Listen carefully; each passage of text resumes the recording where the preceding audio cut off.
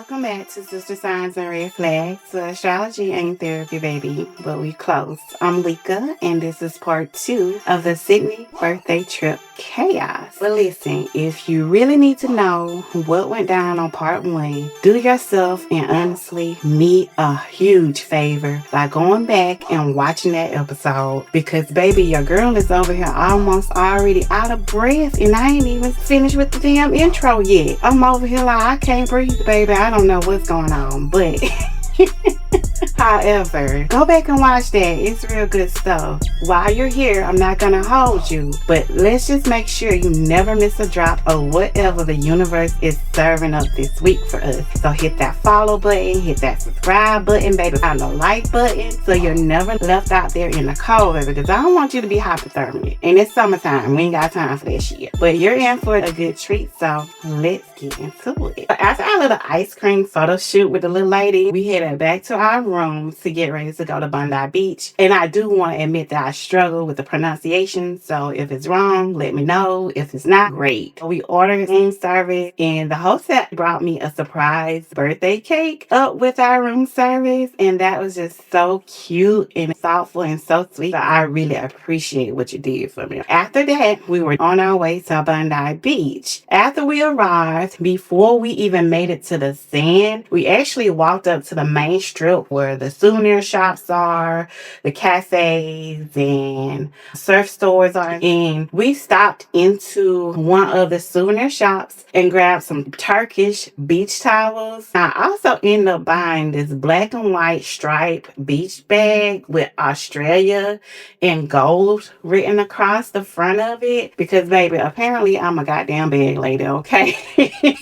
And every because I cannot seem to go anywhere without getting a tote bag. And I actually left Australia with 3 different tote bags. No lie. I ain't got no shame about it, but still. Anyway, after that, we went down to the beach. It was actually my first time ever seeing the Pacific Ocean in person. And baby, I got to put my big toe and my little toe into it, okay? I am definitely a water baby. I've been to plenty of beaches, but baby, Bondi Beach was definitely that girl. It was so gorgeous. The water was gorgeous. The view was absolutely stunning. But baby, that wind was acting the up. Lexi almost fell and got blown down by a wave while she was in the water. I was like, girl, hold on. I can't leave you out here in the Pacific. But anyway, I had Lexi out there taking pictures of me on those damn rocks they had. Baby, like I was a fucking little mermaid. I'm not playing. It was a once in a lifetime moment. I'll never know when I'll get to do that again. So why not lean all the way into that, right? But one of my favorite parts was actually the graffiti wall by the beach. Very bright colors, bold letters, faces, messages. Like the whole wall was saying, look at me. But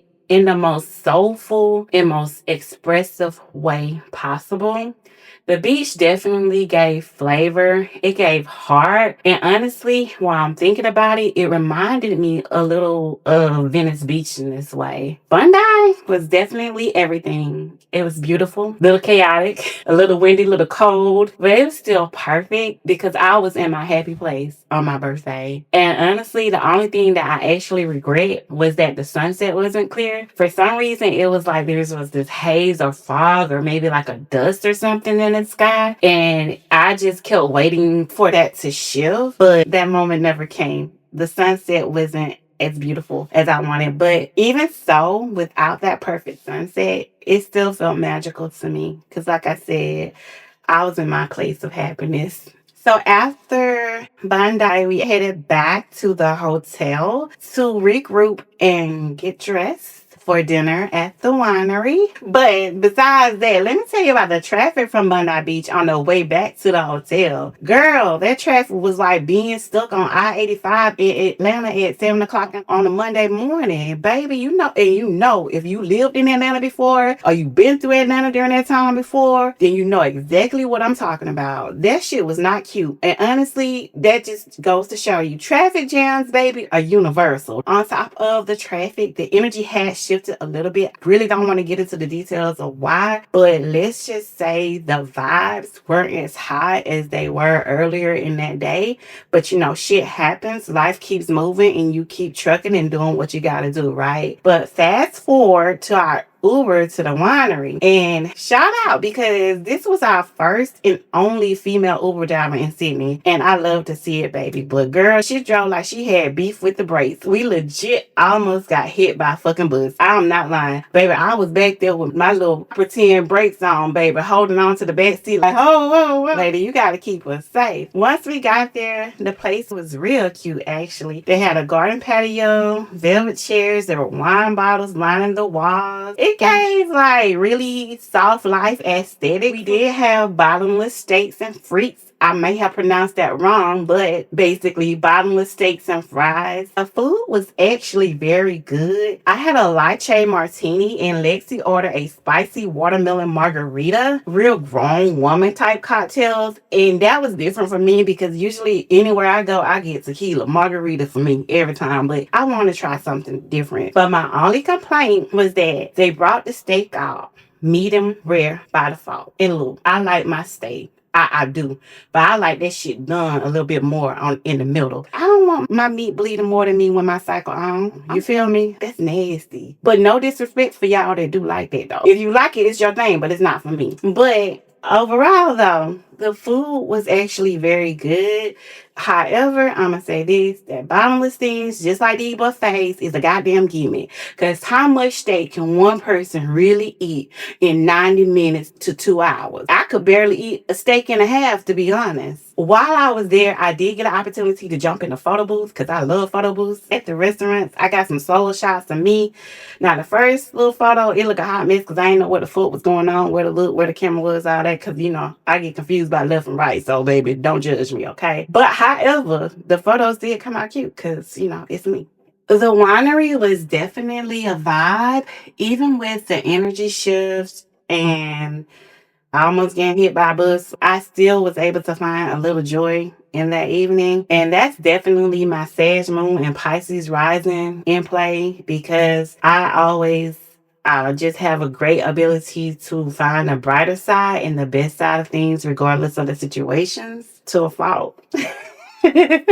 After dinner, I was kind of done actually. Not necessarily just tired, but just done because I did feel emotionally drained. The night didn't exactly go how I thought it would go, and I just really didn't have anything left to give in that situation. Once we got back to the room, I popped me some Z-Quil, baby, and that was lights out for me. I was asleep because I was just trying to reset and get my energy cleared and get my mind clear for the next day, hoping that it would be better. But around 2 a.m., I woke up. I found Lexi. She was still up. She told me she had been throwing up all night and asked me if I had some nausea medicine. I didn't, of course, but I did what I could. I made her some chamomile tea, ordered a Uber Eats to get Gatorade and water to try to see if she could hold anything down. Gave her little sips at a time, but unfortunately, nothing was staying down. So by 7 a.m., I was Googling like 24-hour pharmacies for real. We actually took an Uber to one that was supposed to be there and open,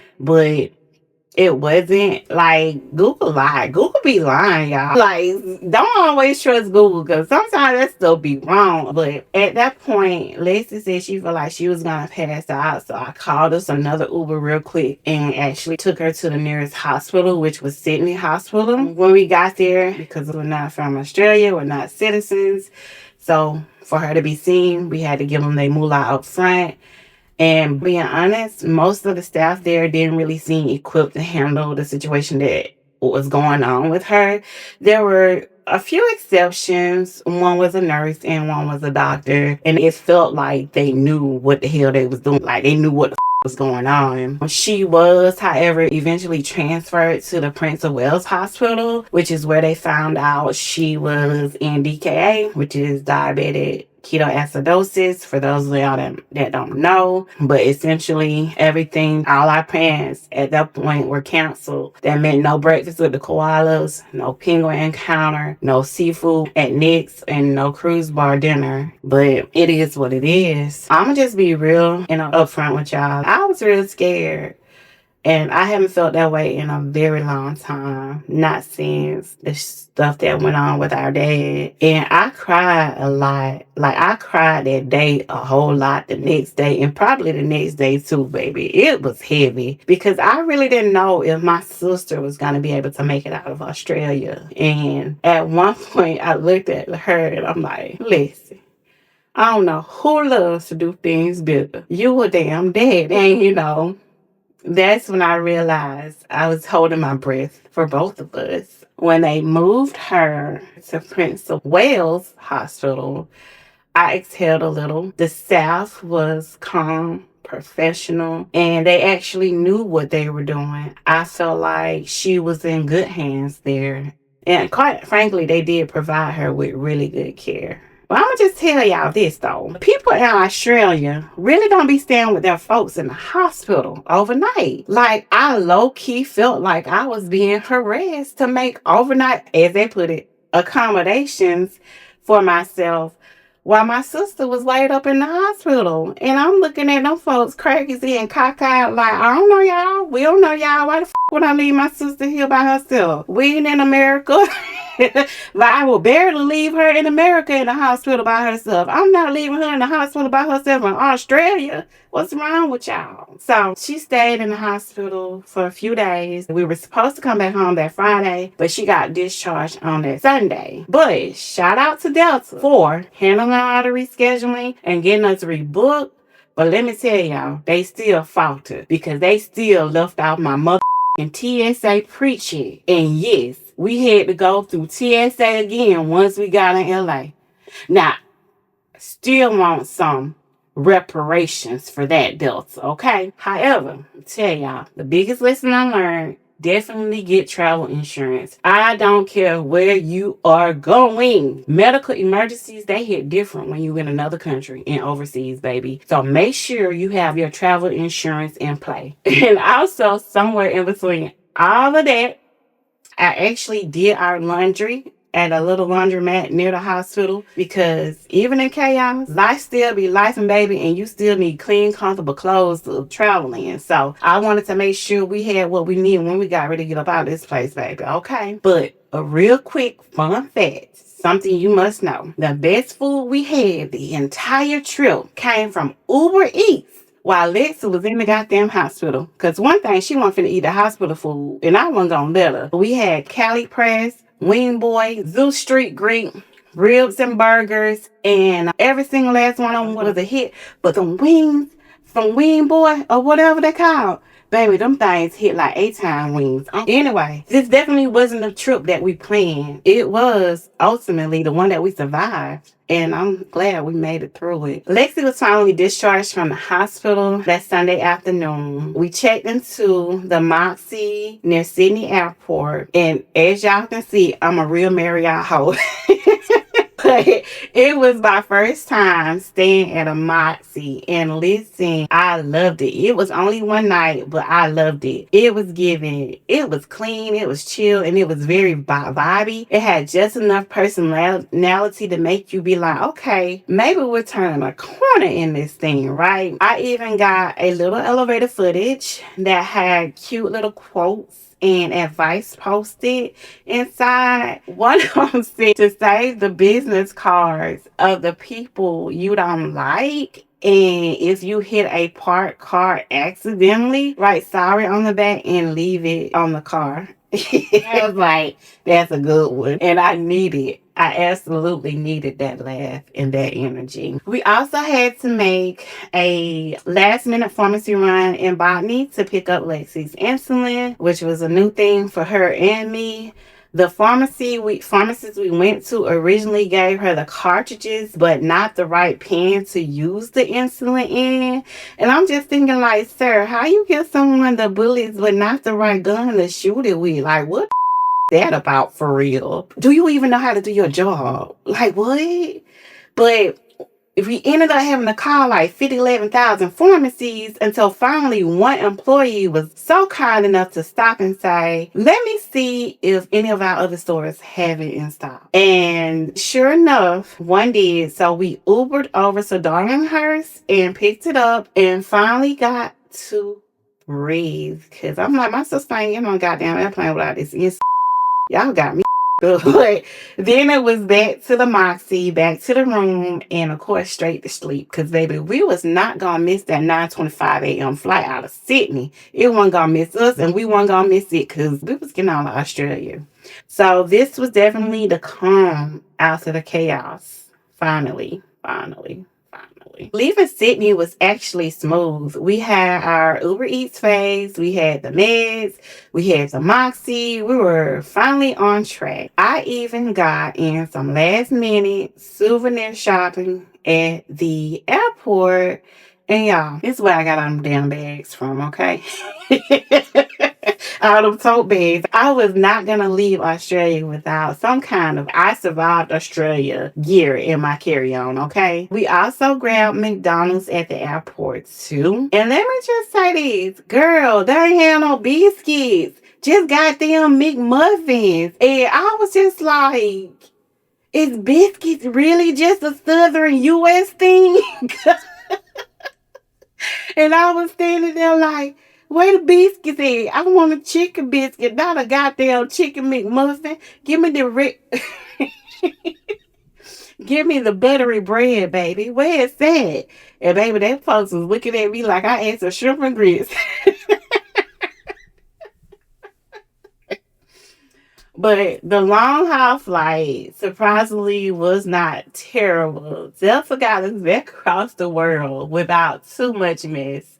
Until we got to Atlanta, well, you won't believe, baby, we had another delay. But fortunately, it was only an hour delay from getting back home to Gulfport. So that wasn't too bad. But here's the kicker. We get to Gulfport, we don't arrive. Baby, how about Lex and luggage not even there? That shit is in Atlanta. See what I'm saying? I can't make it up.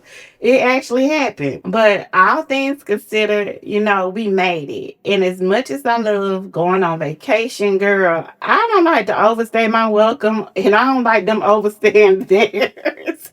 Like 5 to 7 days is enough for me. That's all I need. Because there is nothing like being in your own shower, being in your own bed with your own pillows, and just ain't nothing like home. Sydney was definitely beautiful. The memories are definitely unforgettable. But that moment when you finally walk through your front door, the front door of your house, that is definitely a peace that passes our understanding. And you have no idea. You breathe and you're like, home. I'm home.